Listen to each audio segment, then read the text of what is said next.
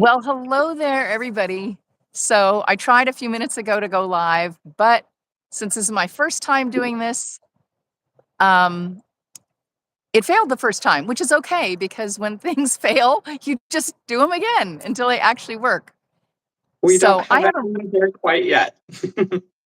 that's okay. Mm-hmm. I mean, who knows when people will join us, but we're still There's a going to just, counter on the top. what's that? There's a counter on the top for viewers. Do you see Oh, that? yeah, I Yeah. do. So what do we just not talk until, no, because, okay, that's really funny. It's still going to be recorded and it'll go on my YouTube, so Okay. that's okay. You and I can have this conversation anyway, even if nobody's listening right now, they'll listen later. So, Mm-hmm. as I was saying, I have a really, really special guest tonight. And that's my child, my daughter. And I will let her introduce herself, however Hi, she my wants to name be introduced. is James Tillman. Um, yeah, currently in Casper, Wyoming, and I've been interested in and involved with the space industry and specifically my mom's nonprofit my entire life. Yeah. And I will say that Cadence has been truly the best helper, travel companion, anything that a person could ask for, because I have quite literally dragged Cadence to the ends of the earth, all the way to It was a Australia. good experience. It's okay. What's that? Never would have been able to travel like that without the organization. So Yeah. it was a great experience. Yeah. Yeah. Looks like we have a viewer now. Hi, welcome. You can introduce yourself in chat if you like, or you can just listen. Either way is fine. So, for those of you just joining, this is my child, Cadence Tillman, and Cadence has been traveling with me to preserve the history of the Viking mission for basically her entire life, just about. I would not expect her to actually remember all of it, however, so just to be fair, um, gosh, what's the first trip that you actually remember us taking? Um, Probably the Guadalajara trip in 2016, I believe it was. Nice. Um, that was a fantastic time. We had some amazing food, met amazing people. I learned a lot. I was just a little kid, but I spent time there talking talking to heads of space agencies about how I wanted to build a rocket to save the Viking lander. But um, as I'm sure you all would have figured out by now, that never happened, and I was a 12-year-old, so that's not particularly surprising. I think you were even younger than that when we went in Mexico, I was but in I'm sixth not grade. sure. Yeah. Yeah, I'm not very good at the Mhm. linear time stuff, so, yeah, so Guadalajara, so that was for do you remember the conference that was for? That was for the International Astronautical Congress. That's right. It lasts about a week. It's the biggest aerospace conference in the world, as far as I'm aware. Um, Delegates and scientists and executives from all sorts of space agencies from all over the world meet and talk about their missions, share new knowledge, plans for the future, um, do educational talks for the public, all sorts of stuff. It's awesome. Yep, and in that particular, um, event, I did a presentation on Viking, and we also met with students that we started mentoring and supporting after that. We met with a number of different students, and, yeah, well, I would say in answer to the first question, if you're asking my child, she'll have to answer for herself. I don't regret anything that we've done. Um, I would say I don't, that I've learned a lot. What about you? I don't have any regrets in life. Every opportunity I've been through or had, or every experience I've been through, I think has made me grow as a person, even if they're not all pleasant. Um, Yeah, fair. and I wouldn't be where I am today if everything hadn't happened the way it did. So, yeah, Yeah, I don't have any regrets. yeah. Well, and I think that's a really good point. So often in aerospace, people in the public's eye really focus on the grand successes or the grand failures. And what they fail to do is really learn about all of the things that happened in between those. And it's the in between that we're really working hard to preserve, because thousands and thousands of people commit their lives to the work to explore the universe. And the things that we learn as humanity along the way are incredible. I mean, with the Viking mission alone, there are technology advances that happened as a result of Viking. There were things like clean rooms, which were developed to sterilize the Viking lander. And those were used then in hospitals, and where they learned to do sterilizing, heat sterilizing in the hospitals. So there's a lot of great stuff that comes out of it, a lot of learning. And if you preserve just those grand moments and just the famous people, then honestly, you're losing out on 99% of the mission. I So, would add oh, sorry. no, no, go ahead. Yeah. I would add to that by saying the butterfly effect is very much a real thing. All the little things that happen, whether it's a mistake, something planned, either way, all of the different developments from any sort of project or space mission have a huge impact over time to society as a whole. Like my mom was talking about those medical advancements. There was also a lot of like advancements in communications Imaging. technology because of Yeah. and imaging because of having to communicate over such a long distance. Um, Yeah. a lot of you guys, I'm sure, all have cell phones. Um, we use like LTE or 5G broadband networks here on Earth, but those wavelengths are much too short to reach all the way to Mars or any other mission for that matter. So, what we need to do to make communications last that long distance is if you make the waves further apart, it makes it harder to block them so they can reach a much further distance, although it takes a much longer amount of time. Like 5G is, there's two different kinds, for example. There's millimeter wave, and then there's sub-6. Millimeter wave is, as it sounds, the waves are about a millimeter or less. Um, and it makes it a lot faster, but it's a lot easier to block the signal. And it wouldn't make it all the way to Mars, for example. But sub-6 is slower, but it's a lot more consistent, and it's good as like just a general use thing. If you don't need super um, high speeds, you can just Well, get a I lot see it. I farther see it. with it. I hate to interrupt your. I mean, you have some deep knowledge, but getting back to the Viking mission, we have a really great question. What is the most fascinating part of the Viking mission to you?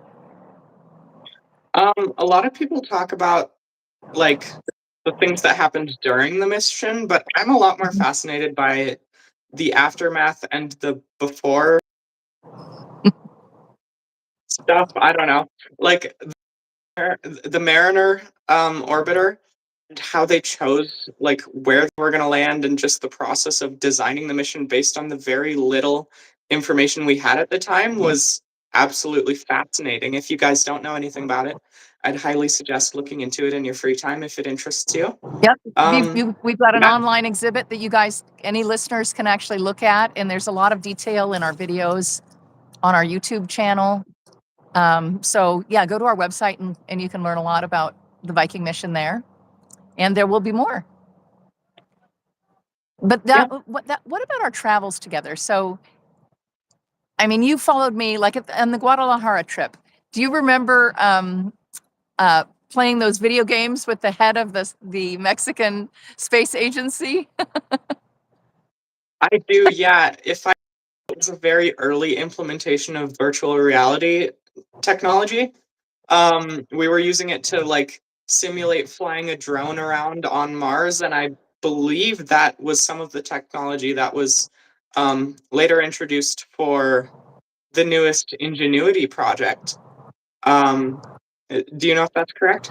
Um, well, I would have to check, so I can't confirm or deny, but I can ask. And you know what? The interesting thing Yeah. is the point that you bring up is that before you actually can fund a mission to do something, you really have to have a lot of public support to do that. And so the idea of a helicopter flying on Mars, it's a great idea, but that requires funding. And sometimes you have to use the tools that we have to visualize those things so that you can share an idea with people who might fund a project, because the people that fund the projects are very different than the ones that are actually doing the engineering and science. So doing those creative visualizations like the 3D modeling and simulations that you were doing is really important in order to give um, heads of nations and companies that might be interested in partnering an idea what that might actually look like. So all of those creative visualization tools are super, super important.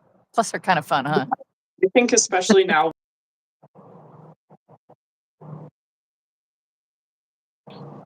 technology, it's a perfect way to show a proof of concept for a space mission.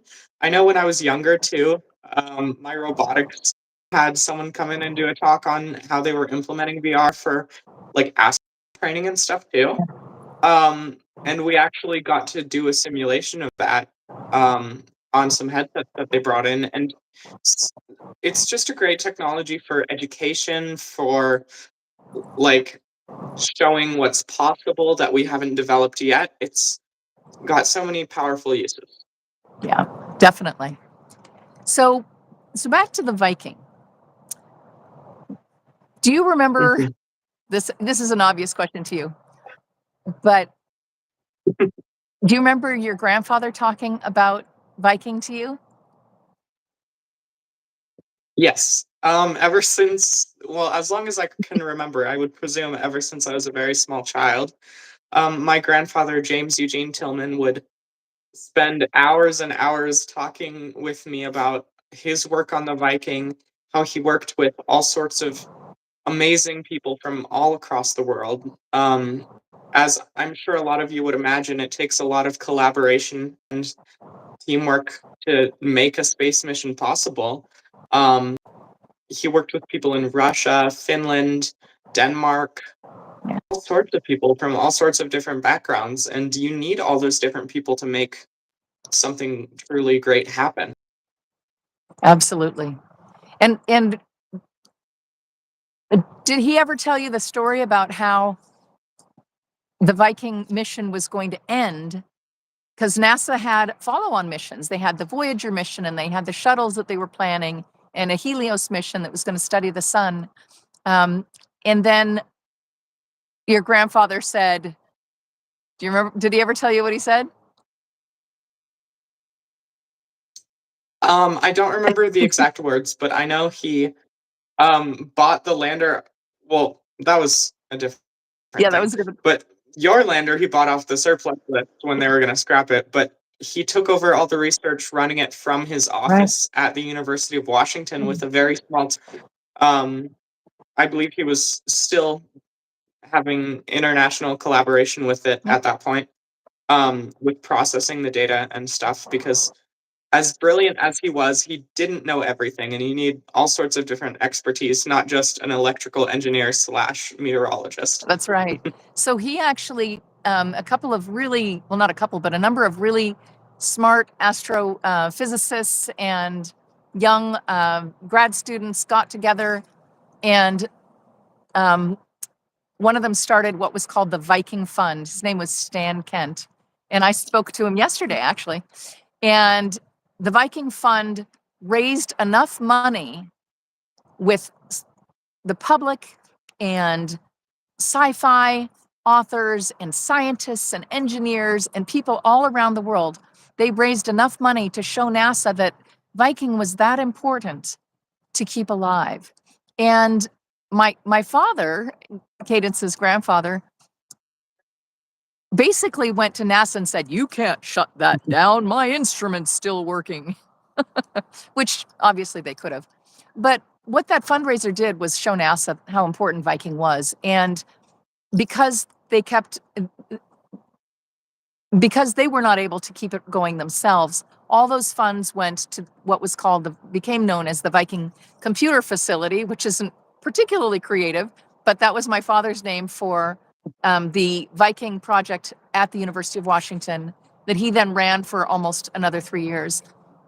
And what happened with that is that it gave the Viking twice as long a life as was ever planned. Not only did it exceed the primary mission, which was 90 days, but it exceeded 2 extended missions and continued on to create 6.5 years of Viking data, which was incredibly important, the atmospheric and weather data particularly, because it was then used to provide information for all of the other missions that wanted to land on Mars.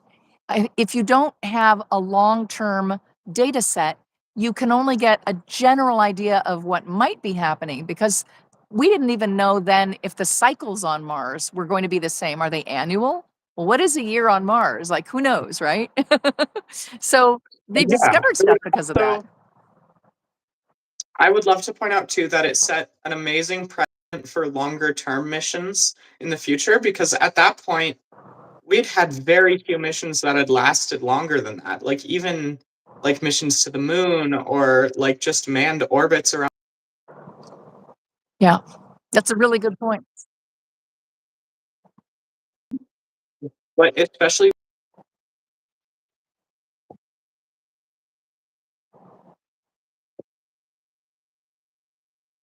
Well, and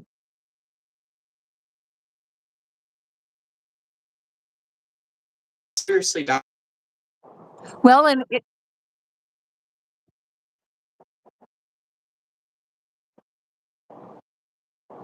developments that influenced many of those projects, and we got to see the full lengthened lifetime of the yeah, lander. yeah. And you got to see a lot of those up close and personal. I mean, let's see, I think we were in, the first place that we went to was Guadalajara. What was the next place that you remember going to? Do you remember Toronto at all? That was much younger, I think. Not Okay. really. Yeah, that was when I was a lot Yeah. of times at Lockheed. We got to watch the James Webb telescope being built. That was absolutely incredible. Um, and we also had a close encounter, you could call it, with the upcoming Orion mission.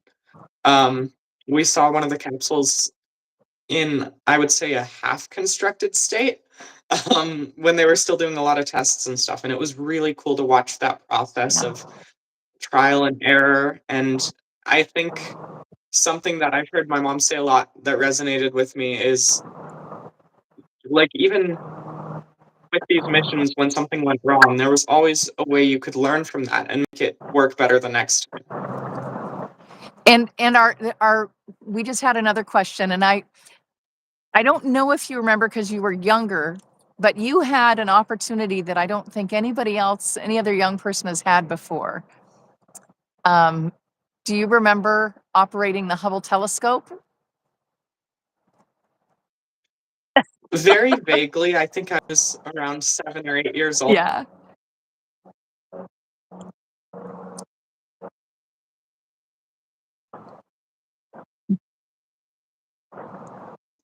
Employees at NASA Goddard brought me into the other room and and let me turn the Hubble Space Telescope around a few times and zoom in and look at different stars and stuff. And I actually discovered a new Yep, star. that's right. Yeah. That was pretty cool. And then they told us afterwards, they came out and said, you were like, Mom, I just operated the Hubble telescope. And I was like, what? I had no idea what was happening behind the scenes, but that was pretty cool. So what was the coolest experience that you've had that you remember? So we Guadalajara, what else? What other trips? Oh, I think my favorite thing was when I was a bit older and we were in Australia. Um, we Well, okay, there's two different answers for that, both relating to the Australia trip. If we want to go more away from Viking stuff and more just cool opportunities facilitated by Viking, when you did the talk at Weta Workshop and we got a behind the scenes tour out of it, That was That was pretty that cool. was I amazing. got to wear Gimli the dwarf's armor and hold Gandalf's sword from the Lord of the Rings. Yeah. Um, Yeah. Seriously jealous there. and and Viking. I absolutely loved getting to do more of like a volunteer role at the Maker event where we built Oh yeah. our very own artistic representation of the lander. At the previous ones, I'd been much younger, so I was more of a participant. But this one, I was either 14 or 15 years old, so I was old enough to help out and um, kind of give direction to people, bring materials to small children that couldn't necessarily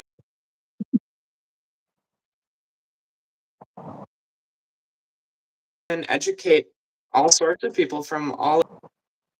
You were an actual team lead. So in that event, I had undergraduate students from the engineering program at Brisbane University as team leads, and then you were just as you were their equal, and you led a team just like they did, and you did a fantastic job. It Mhm. was pretty cool. Yeah, there was a lot of I had a great. yeah, there was a lot of people there, and that was a really good time. Yeah, that was fun. What about things like I mean, you've heard your grandfather and I talk about how Viking, the lessons of Viking. Were there any Mhm. of those that resonated with you that have kind of stuck with you? I think it was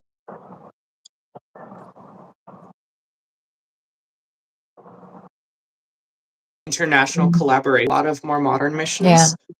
And I know I talked a little bit more about that before, but I think that is one of the most, it's really something that I think we need to.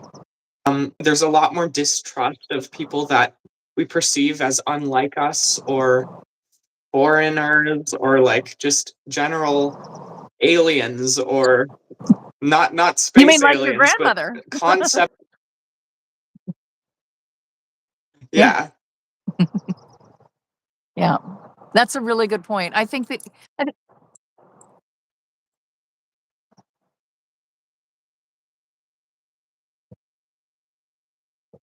and helps a lot of the kind of polarization that we have going on now.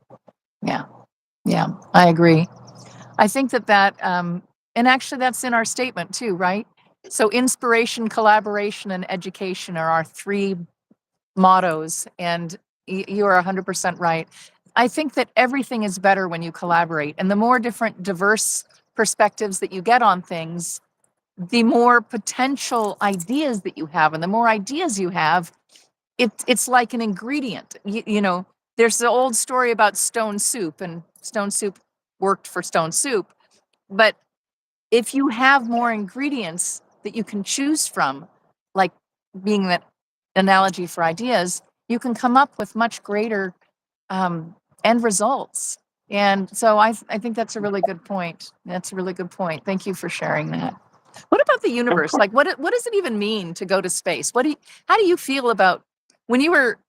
What's your earliest memory about space? I have a question I'm gonna ask you when you after you answer that, see if you remember something. When I was a kid, I just thought it was a cool place to explore. Um, Do you remember the I mean, books? which The, ones? Miss Frizzle books?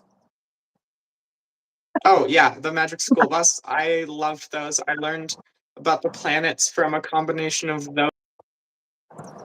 Might Be Giants album. Here Comes Science. Yep, Um, yeah. just further deepen from there. Now I see as just the future in general. Mhm. We are unfortunately using up the resources on our planet. As we would like to completely reverse that process, it's going to take time. And Yeah. unless we want to completely stop having children to avoid overpopulation, we need somewhere else to go. And space offers opportunities for colonization and repopulation, as well as just a lot of the things we've learned from other planets have helped us with bettering our own. And I think learning about as many environments as possible can help us prevent this destruction in the future and fix the mistakes we've already made. Yeah. Yeah, that's yeah. I think those are really good points. I wonder sometimes, there's a lot of conversation about, for example, I mean, even the use of the word colonizing. So I personally kind of have that's a hard word, right? It if there's something up there already, maybe that we haven't found yet, um, maybe we should think about exploring it more before we go and potentially obliterate it, right? So that's one of the things I think about a lot. What about you? Do you ever think about, like, what would you do if you found something living on another planet? Would you want to go there anyway, study it? What are your thoughts about that? I absolutely believe there is life somewhere out there. The universe is just far too vast for there not to be, in my opinion.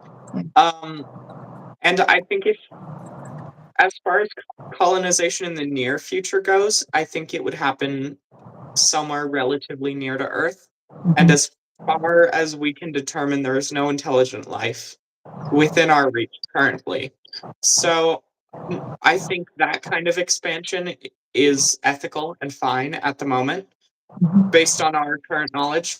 But if we were to discover life on another planet, I absolutely wouldn't want humans to take it for their own. I wouldn't want us to send millions of astronauts to colonize or anything. Maybe a small team just to learn more and to study. And if they're Mhm. intelligent, make some sort of contact. But I think as far as life goes, if and when we do discover it, we should mostly leave it be. Mhm. So, what about microbial life?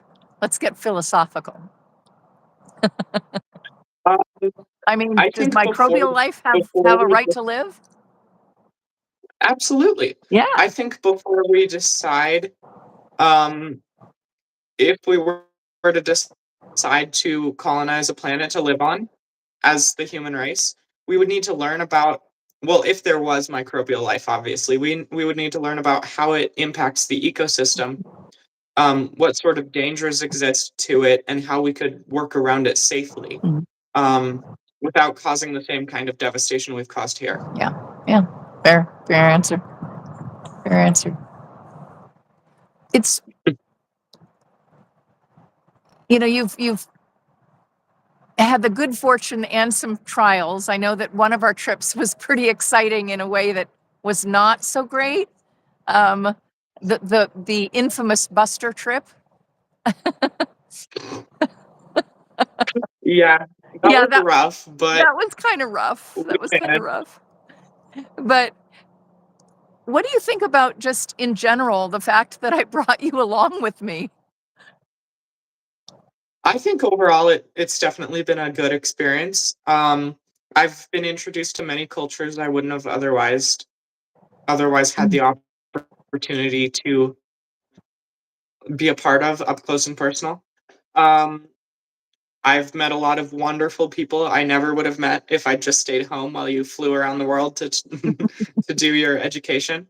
Um, and even besides Viking, I've had a lot of just more personal experiences that have been outstanding as far as travel goes with the Yeah. organization. Yeah. Um, the wildlife we got to experience and just truly be engrossed by in Australia was absolutely unreal. I'd never seen anything like it. Yeah. Um, yeah, I discovered more about myself by traveling. We've got another good question. What do you think? Do you think that being so closely related to the Viking mission has made you more fascinated with space than you would have been otherwise? That's a great question. We're getting good questions Um, here. I don't know about more fascinated. I think if presented the right way to someone, someone's going to realize if they're interested in something or not, regardless of their background. I think it's absolutely offered me the opportunity to learn more about it and be more involved with the space industry, but I think I would have developed the interest regardless. But that's an excellent question. Yeah. What are some of the things, some of the activities that you think would be really important? Just as a young 20-something person yourself, what are some of the things that you think we should do to make sure that the Viking history is remembered forever? Give us some of your great ideas. What should we do to Um, preserve the Viking history from your perspective as a young person? it needs to be preserved much differently than I think most history, especially space history, has been in the past. Like textbooks are not engaging to most people. Um, just listening to some professor give a lecture, a lot of times it's very difficult to learn or it. Mhm.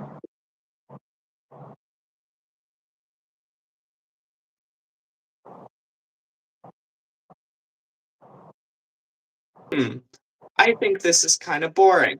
Then it might feel like, how could you tell me that about my work? But um, it's also a wonderful opportunity to find maybe another way to teach that Yeah. subject. Like it's possible that the way you've been doing it has worked for many, many people. So, but maybe just introduce new ways to educate So, what do people. you think about our unboxing videos? Have you looked at them? Um, Uh-oh. I've watched one or two of Well, there's them, only two. There's only and two, so you're in good. Okay, well, you're then safe.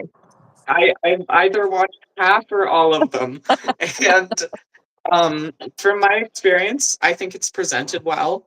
Um, it's really fascinating to see what's hidden away in those boxes. It Yeah. could be nothing of extreme significance, or it Mhm. could be like a forgotten document. Who knows? Yeah. A lot of forgotten documents, thousands of them. Yeah, Yeah. I think it's equivalent to any other unboxing content. Unboxing content is very popular nowadays. Mhm. And just depending on your interests, the kind of unboxing content you enjoy is going to change. Yeah. Space have a lot of excitement from it. Cool. What do you think the craziest thing that I've ever done in preserving Viking is? Maybe this, and this road trip is probably fair game too. I would say this road trip is up there, but I think making the decision to move a lot of the archive and Yeah, for sure.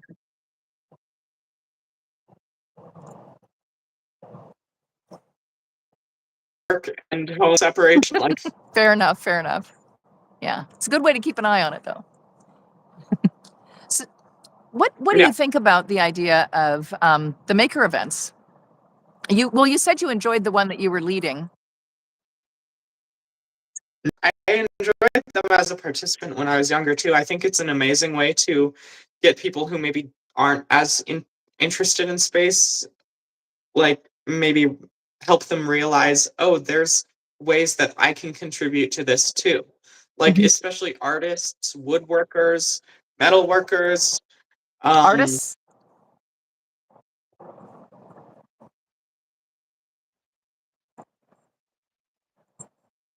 Uh-oh, I think you're buffering.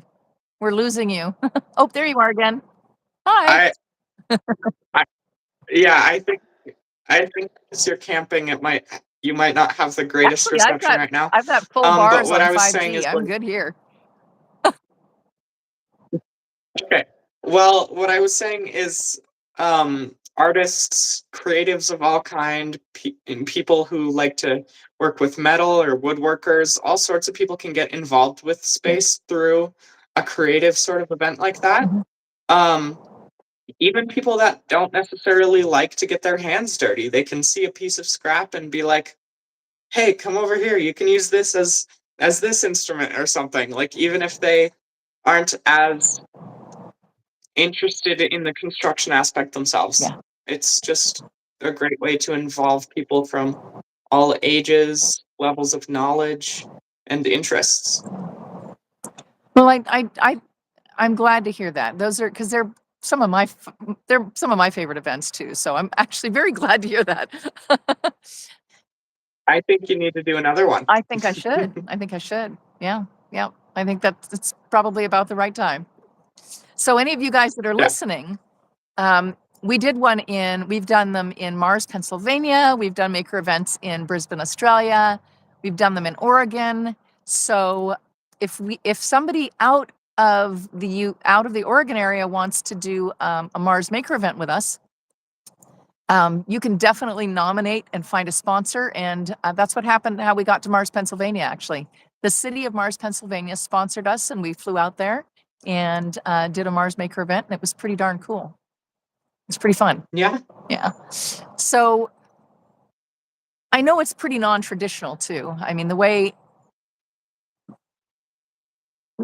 you know, this is a commitment to me. You know, it's a promise Hmm. to to my father and to the Vikings that I've interviewed before to preserve their work, but it is a lot of work. You know, it's really hard. And Mm-hmm.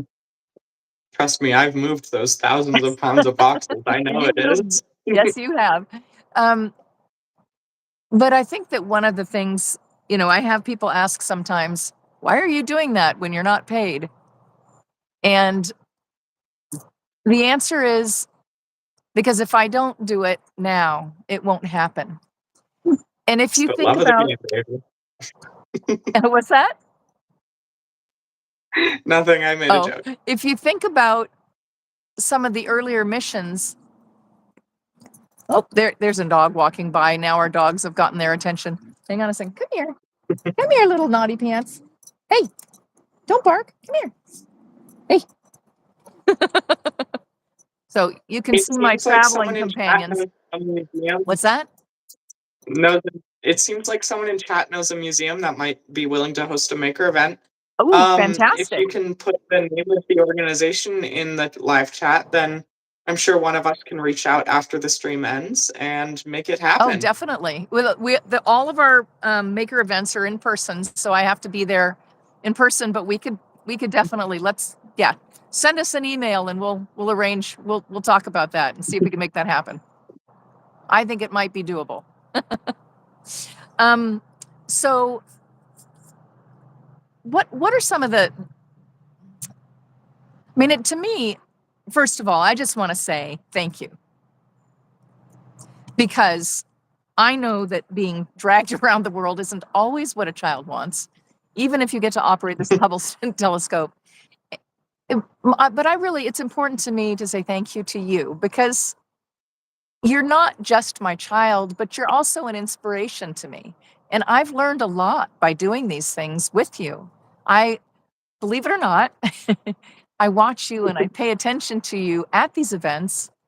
And just by how you engage in different things, I've learned, hey, she's not that into this piece. I'll try something different. Or, Yeah, um, your feedback even that you've shared with me over the years. But you've provided really good input and a lot of patience, I must say, a lot of thank you. patience. So I just want to say thank you. That's something really. Of course, I have also had wonderful experiences working with the nonprofit, and it's changed my life for the better. And I've had so many opportunities I never would have had otherwise. Hey, you've got one that you're wearing right now. Can you tell us about the shirt you're wearing?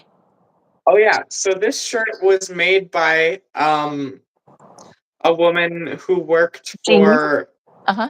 what? Yep. Oh yeah, she was part of the Sew sisters who worked on developing like heat shields, like sewing the heat shields for all sorts of space missions. And right here, this patch, is actually part of a heat shield from one of the space shuttles. Yeah. And she made that shirt especially for you, which was pretty darn Yeah. cool. Mhm. I'm glad we got it in a bigger size so you could wear it. Keep wearing it. Oh, yeah. Because I think I you was were like swimming in it about, when I was a kid. yeah, yeah. I think at first it went down to about your knees. Mhm. But that's pretty special. I mean, the people that are in aerospace are really, at least to me, what make aerospace so interesting and so successful. Everybody in it, they come from different backgrounds, but they have unique ideas and skills. And when you have a group like that that's just putting all these ideas into a pool to come up with the best ones or just a series of different ones, the end results are incredible, and we've made some wonderful lifetime friends. In fact, some of them we're going to be seeing along the way. So I'll make some posts for the over the next several days. We'll be making posts of our different uh, parts of the trip. I'm going down to the Mountain View area tomorrow to go to NASA Ames, and I'll be visiting the Viking, some astrobiologists who've worked with Viking data. They didn't work on the mission, but Carol Stoker, Chris McKay, and Penny Boston all worked on Viking data after the fact, and they were really at the time they were Boulder CU undergrad students during the Viking mission, but the work that they've done really has created that astrobiology career path that so many people now have followed. And it's pretty fascinating stuff. I don't begin to know the biochemistry that they know, so I'm not even going to try and talk about it. But it's really interesting, really, really interesting because it deals with what we were talking about earlier. Is there other life in other places? Mhm. And even the Viking mission. So we had one. Do you remember the story about the Viking labeled release? Do you The remember Viking that? what, really? The labeled release, the one Viking biology instrument that actually showed a positive result. I do remember that, and there Yeah, was all sorts of speculation from both sides, and some people thought it was an error, some people thought it was definitive proof, and as of now, it remains to be seen. yeah. But And if you any know, of you guys want to learn more about astrobiology, specifically Mars astrobiology, you can check your local bookstores for a book called To Mars with Love. And if they don't have it, you can ask the owners to request it. And yeah, you can read a first person point of view of what it was like to work on the mission yeah. and what it was like to be one of the first aerospace biologists. Yeah. The very first woman to work and lead an investigation on the surface of another planet was Dr. Patricia Ann Stratt, and she was the author of her autobiography that we published for her, called To Mars with Love. And actually, you can order those books from us, and all of the proceeds go to the nonprofit. So if you have interest in that, you can go to info at thevikingpreservationproject.org, or you can just look up To Mars with Love's website and order it there. So, yeah, good Yep, call on that. Yeah, yeah. Pat was, international shipping. yeah, it does get a little expensive shipping internationally, but we do it. Um, Mhm. are there any other things that about your experience, just kind of growing up in aerospace, or your grandfather, that you would love to share? Um, I will openly admit that I'm not the best with open-ended questions, Oh, but fair, fair. uh, I think overall it's just a very valuable experience. I feel incredibly lucky. Not many people get to grow up surrounded in an industry that works with something you love like I did. Mm. And as well as what I learned from people who worked on the Viking mission or aerospace professionals that I met at all these incredible conventions, it gave me a drive to research more on my own. And I developed kind of a hobby of just learning as much as I could about theoretical astrophysics. So, Yeah, You it's know been way great. more about that stuff than I do, honestly. I mean, I may know a lot about Viking, but you know so much more about space in general than I do, I think, at this point, in many ways. I am It's definitely a possible. specialist. So I'm glad And we you need those too. and you what? We need those too. Yep, it takes all kinds, as they say. Oh, Well, yeah. I'm really glad that you were such an amazing travel companion, honestly. Seeing I got to see the world, and through your eyes, which is a pretty special thing. Mhm. I mean, you had a very different perspective. I mean, you would walk up to I remember at I remember at the, I think it was in Guadalajara, or was it in I Toronto? know what you're gonna say. When I said you were wearing your orange spacesuit, and I used to just let you run free. You had your gizmo gadgets so I could find you if we needed to. And I said, "What are you gonna do today?" And you said, "I am gonna go find somebody to help me make fuel out of water." And I was like, "Whoa." That was specific in my head. I didn't say that out loud. I was like, "Okay, well, you just, go for it." And sure enough, like, I don't know, it was probably 2, 3 hours later. I checked in with you, obviously, our paths crossed. But about Mhm. 3 or 4 hours later, and you texted me. Actually, I think you called me on your watch or something, and you said, "Mama, mama." And I'm like, "What?" And you said, "I found somebody." And so I met you over at the JAXA booth, so Japan Aerospace Agency. Mhm. And sure enough, you found the one person that was working on making fuel out of water. How crazy cool is that? I mean, only a kid would think of something like that, and or a creative person like the folks at JAXA. It was amazing to me. I ran around that convention center looking for every chemist I could find, and I asked them about their current projects until I found one that I was looking for. That was pretty impressive, I have to say. That was very impressive. So we've been to Australia, Guadalajara, Toronto, California. Tokyo. We went to Tokyo on the way back. That's right. That's right. Went to Tokyo on I the way back. What do you I remember also wanna Tokyo? add the last. Yes, Tokyo was amazing, but we were both sick, so Yeah, that it could have been better. I would yes, love to go back someday. definitely. Um, but I would also add to the last story you were telling, I never would have had that confidence if it weren't for the experiences I've had working with and meeting so many aerospace professionals in the past. Um, so yeah, it's all a give and take. Yeah. It was interesting to me as a parent, watching so many kids that were so frightened of so many things, and hearing adults say things like, when I would take you somewhere and say, "Oh, why don't you go, do you wanna go do this?" And you would be like, "Yeah." And the other adult would say, "Aren't you scared about blah, blah, blah?" Or say to me, "Aren't you worried?" And I thought to myself, and actually I said out loud to other parents, you know, "Why would you introduce fear if it's not there already?" Because I think that happens so often. Have you got a cat back there? Yeah, one of my cats has something. Um, Uh-oh. Do you need to check on it? it's it's okay. I think Okay. it's all good enough. Okay. Yeah, Family sorry. first. No, that's okay. You gotta take care of your furry ones.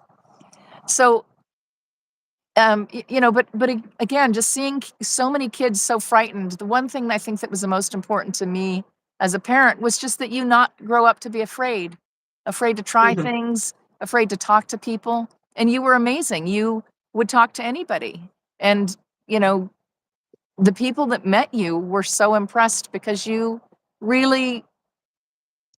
listened, you had great ideas. It was really pretty cool.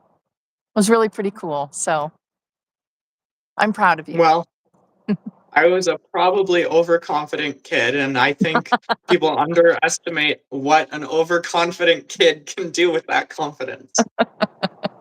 Well, I think that whatever a child grows up to do, I mean, I do remember. Oh, we've got a little barking going on. Come here. Come here. Come here, kid. Oh, she's tangled. Hang on one second. Let's untangle you and then be quiet. That's not so much fun. Here we go. Nervous dogs bark. You're fine. Oh, okay. There we go. We lost you. Oh, there's your arm. You're still there. Aha. I The can't. culprit. We just had a crew of young people walking by. This is But Marshmallow. To hi, anybody Marshmallow. watching, she's not happy with being held up to the phone, so I'm gonna set her down. Yeah, I think everybody can see at least one of my dogs wandering I can around see behind her me. ears. Yeah. Oh, there's her ear. I don't want to pick her up though, because the leash isn't quite long enough to do that and have her be Yeah. comfortable. That wouldn't be very comfortable for her. Mhm. But I'm excited about this. I'm excited about this road trip, and it'll be the first road trip for Viking that I've done without you. So Yeah, it's pretty I'm special sure. to me that you're going Mhm. to be here, that you're here with me just to get it started. Yeah. So And for any of you guys watching who are curious, I won't be in the future interviews, but I will be moderating the chat so I can still answer some questions for you guys if my mom is preoccupied. absolutely. Yeah, we're going to be doing a lot of streams. I'll be interviewing people along the way. I'll be interviewing astrobiologists, engineers, artists. Um, we'll find some singers along the way too. Who knows? But we're going to be talking about space. We're going to be talking about things that have happened. We'll be talking about things that we might dream of happening. I would love to actually ask anybody that's listening if you can share one thing that you would like to see happen in space. What would you like to see happen in space that we haven't done yet? That would be really cool. And I So would add to that, even if you're not watching this live, when you see it later as a YouTube upload, feel free to leave a comment. We'll read them, we'll respond, and maybe we'll talk absolutely, about them in future yeah, videos. yeah. Because space is as much about. Whoops. Oh, now space is as much about. Come here, loudmouth. Oh, we have a very fierce little one now. Hey, she's really scary. Hey, hey, go in your Oh, kennel. I'm terrified. I'm Okay, hang on shivering one in my second. boots. Go in your kennel. Go in your kennel. Hey, hey, hey, hey. Sorry about that, everybody. Neighbors. Oh, hang on a second. I'm going to make sure she goes. Come here. Go in your kennel.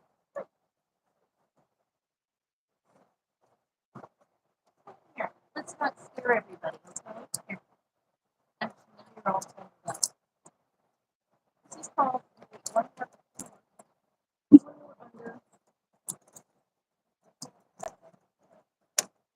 Okay. Right. Whoa.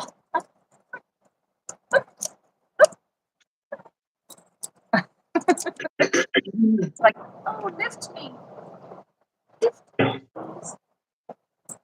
All right. There we go. No more barky dog.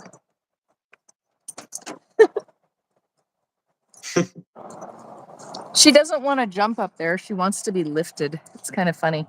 But then, you know She's what? lazy. Yeah. Oh, hey, get down. So clearly we both have critters with us. But Yeah. yeah, so hey, thanks everybody for your patience. By the way, one of the things that one of the things that is probably going to be really different about this stream than other streams that you guys see is that we may not always be composed. I am camping and I'm not going to be wearing a bunch of makeup. I'm not going to be um, worried about, looks and perceptions as much as I am just really interested in the content and the people that we meet. and your words. So anybody that's listening or reads this afterwards, that's the most important thing to me, is hearing from you and Absolutely. sharing with you guys and the folks that we're going to be interviewing. So don't expect me to be all dolled up, because that's probably not going to happen. So Maybe once or twice. what's that? Yeah, I might, I might get dressed up on occasion. Gotta keep Um, them guessing. what's that? Yeah, exactly. Maybe Yeah. we'll have a day in costume. Who knows? But the most important thing is just to be real, to be authentic. Mhm. And so the questions that we're going to ask are going to be, they're not always going to be easy ones too. Um, yeah, there's a lot going on in the world, and things don't have to be perfect to be great. So, anything else you Feel want to add? I was just gonna say, if any of you guys have any questions as well that you feel like would be better answered in a one-on-one conversation than on a YouTube video, feel free to email at info@thevikingpreservationproject.org, and we'll get back to you Well, as thanks soon as we everybody. can, because you are on the As soon as road. we can. Yes, I am on a road trip. But thank you. Thanks for everybody that's been listening, and Mhm. thank you, Cadence, for being my first and most special guest by far. Of course. I really It appreciate was a you. pleasure. And we'll talk again soon. So see you in my streams. Yeah.